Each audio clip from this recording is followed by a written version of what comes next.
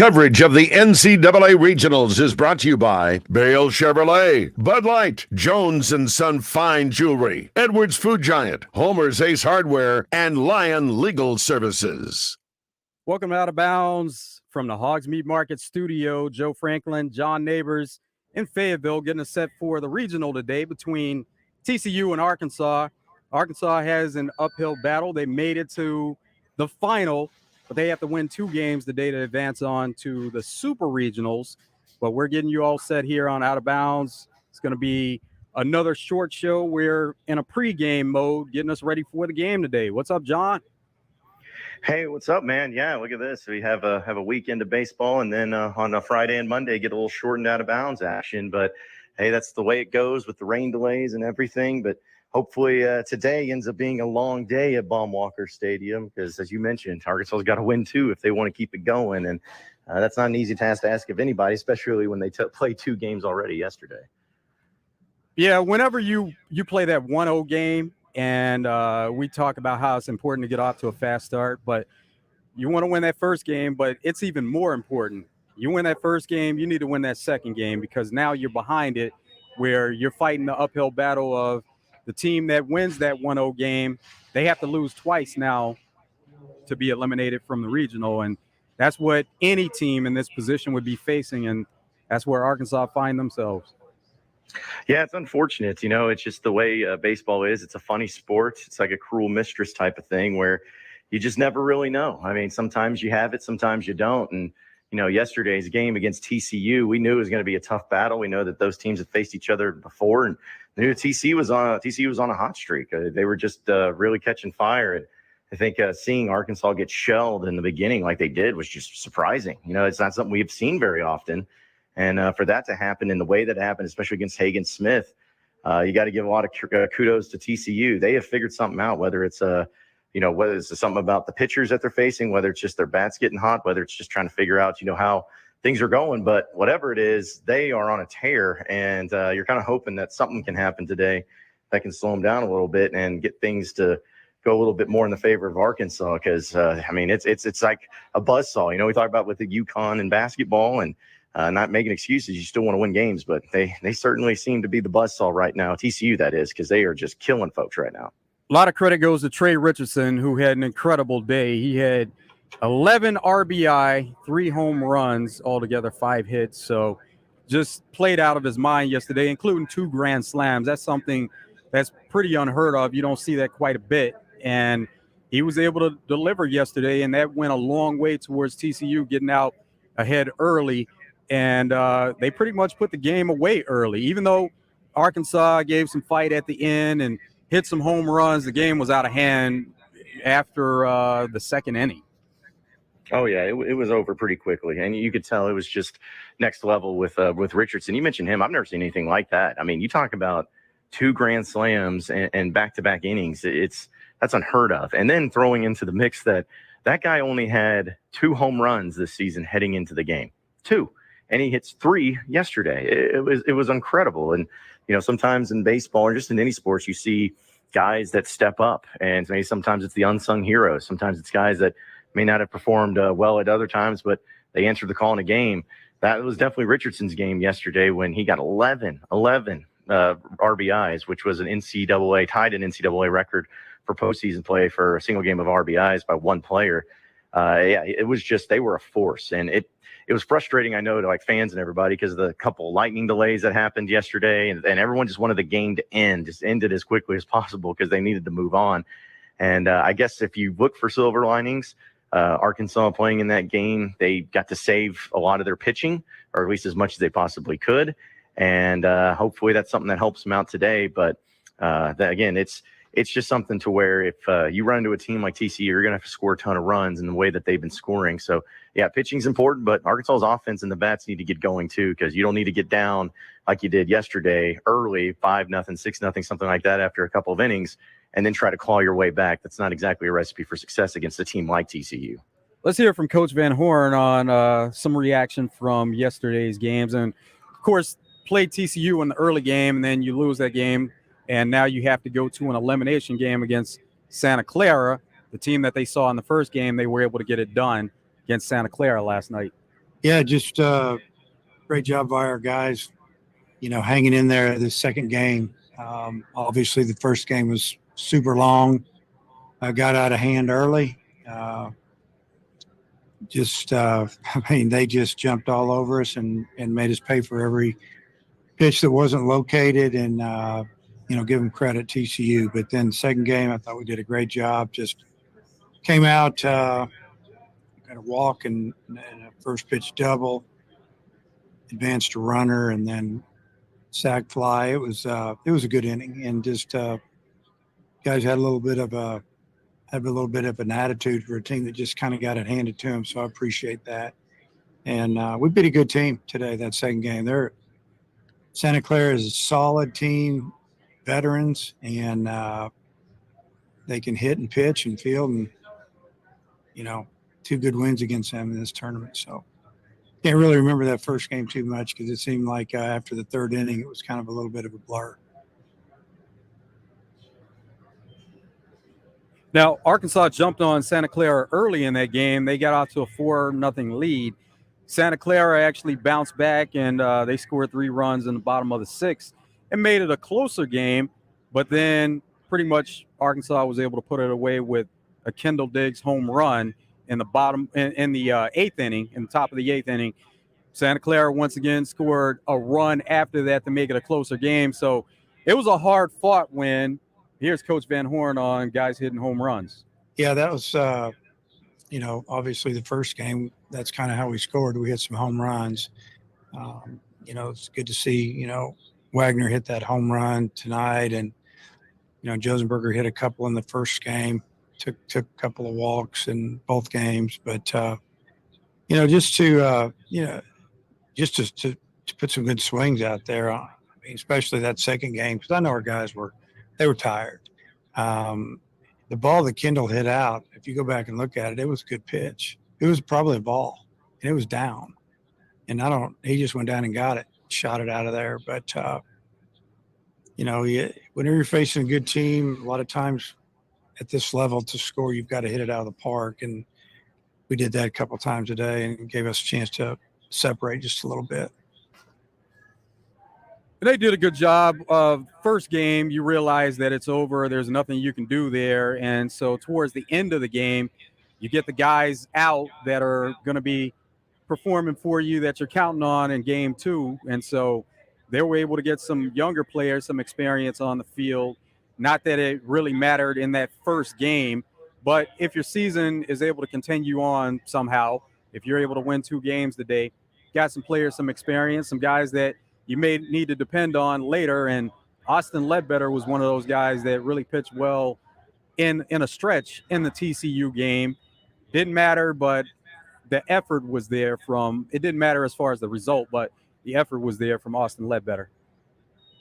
Yeah, it's like you just you want to be able to get guys that, not only the experience, but just to show some fight, get some sort of positivity going and be able to look back and say, okay, we liked what he did here. And, it's a confidence level for these guys too, because, like today, we know that Cody Adcock's going to be starting for Arkansas, and he's an experienced guy. And even Dave Van Horn alluded to the pitching and saying it's not good just because of the situation and having to do 2 games. But if they find a way to get through this first game, then think about what, the second game may look like. I mean, you may have to see guys that you haven't seen very much. You may have to see a Fouch getting in there, or maybe a Bybee getting in there. You've seen them before, but at least not into the games and not into the situations that they find themselves in.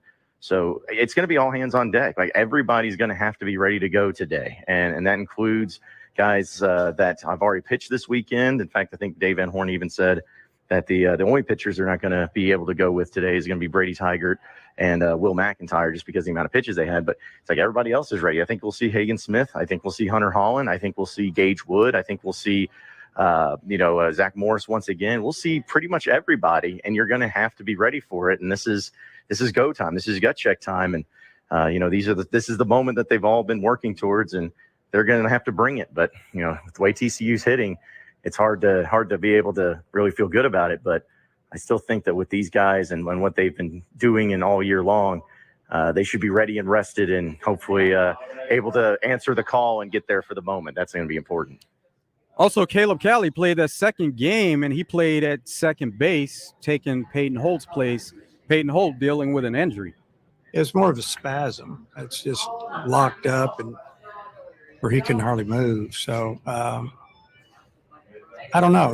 We'll see how he feels tomorrow. They've got him on all kinds of medicine. So we'll see if something kicks in. But he was moving around a lot better in the dugout. But I don't want to put him out there and he takes a swing or two and he can't move again. I pull him out of the game. So I would say right now, no. Now we're about 40 minutes away from game time. Any kind of update on Peyton Holt and his status? It doesn't look like he's playing. The lineup has been released, and they're going with the same deal that they did yesterday with McLaughlin at third base and Caleb Cali at second. So at least not in the starting lineup, he's going to be in there and for this game against TCU. But just from what I understand and what I've heard is I know that he had to have an MRI. They say it's spasms and everything, which I believe is the case, but it certainly doesn't look like it's something that he'll be ready to go at any point in time today. I would be surprised seeing him in there. Now, next week, if they get by that point, then maybe we'll be able to do it. But as of right now, it looks like they're just trying to make sure that they nurse it, not overdo it. Because, hey, listen, he's a great player, and they'd love to have him out there. But as Dave Van Horn said right there, he's like, we don't want to put him out there, and then he ends up having an issue once again and not being able to move. They don't want to do that. It's about player safety. So I would be shocked if we see him out there today. But that's again, it's been that next man up mentality all year long, and it's going to have to be that once again with McLaughlin at third and having Caleb Cali over at second. Coach Van Horn also talked about the pitching situation going into this game against TCU and commented about playing TCU again. It's not good. I mean, I don't even know who we're going to pitch. Normally I do, and I just don't tell you. I don't know this time for sure. I don't know who we're going to pitch. And we'll just have to talk to him in the morning. There's a couple of guys that maybe threw a little bit today, or one that threw a little today that could start. You get into maybe some younger guys that be tough throwing them out there in this situation. But I'm glad we, get to play another day. You always, when you play this game, anything can happen. So I think that if we knew that we had somebody just waiting to pitch, it'd make it a little bit easier. But we're going to have somebody really step it up tomorrow and give us some innings, and we're going to have to score. We got to score, but I'm glad we're playing. So overall, John, what's the vibe, and are there many fans there? What's the turnout looking like around Baum Stadium as we are about 40 minutes away?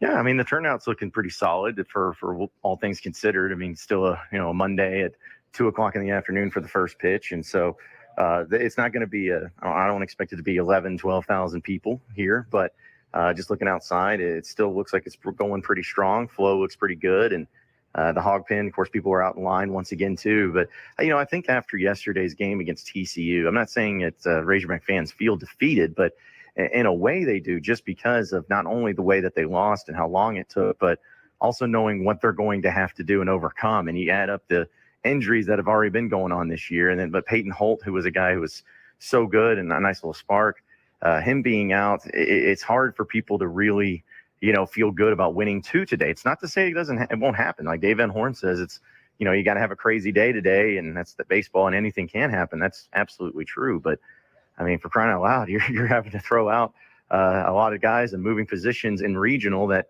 you shouldn't normally have to do. And again, we know Adcock's starting today, but besides that, we don't know what the direction they're going to go. We don't know if they're going to try to, throw in Hagen Smith, in this first game after Adcock, or do they go with Hunter Holland? They don't really know, and they don't really know how long it can go. So it's the mystery and the uncertainty of it all, I think, has people just kind of up in the air of like not feeling good about it, but just being hopeful that something can just spark. Maybe somebody on Arkansas can have a Trey Richardson type of day or something like that. They're just hopeful that one of the things that can go their way goes their way, and they can at least make this interesting and going into two games today. Here's Coach Van Horn on who's not available to pitch, and also on young pitchers that are having to give it a go. Tiger won't be available. I'm not throwing him tomorrow. So I guess other than that, I don't think I'd throw Will. Will would have to. He'd have to talk us into it. So I don't know. What do you think about have tomorrow, and you might start thinking that some of those young guys might have to come through for you on the mound. What do you think about the possibility of maybe one of those guys stepping up to give you something special? Yeah, I mean, they're going to have to. Wood's probably going to have to pitch and Spouch, and some of these guys are going to have to get on the mound and give us more than one inning.